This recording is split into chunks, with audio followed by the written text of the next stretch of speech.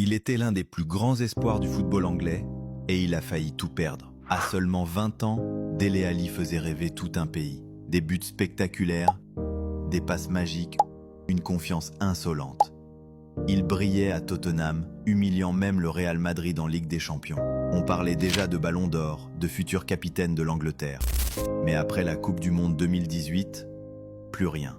Son jeu se dégrade, sa motivation disparaît. Tottenham le met sur le banc, puis l'envoie en prêt, d'abord à Everton, puis en Turquie, et plus personne ne comprend ce qu'il se passe. En 2023, il brise enfin le silence dans une interview bouleversante avec Gary Neville.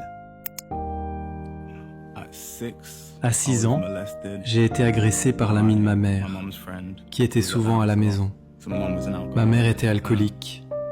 Et ensuite...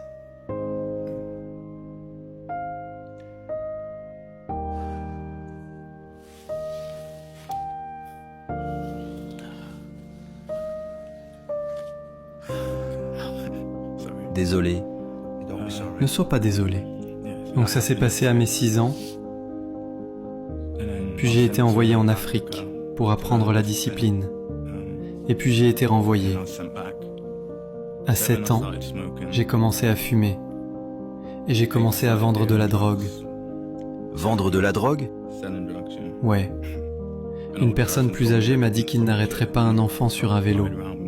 Je me promenais avec mon ballon de foot et en dessous, je prenais de la drogue. Quand j'avais 11 ans, j'ai été pendu à un pont par un homme d'un quartier voisin. Et puis à 12 ans, j'ai été adopté. Et à partir de là, j'ai été adopté par une famille extraordinaire.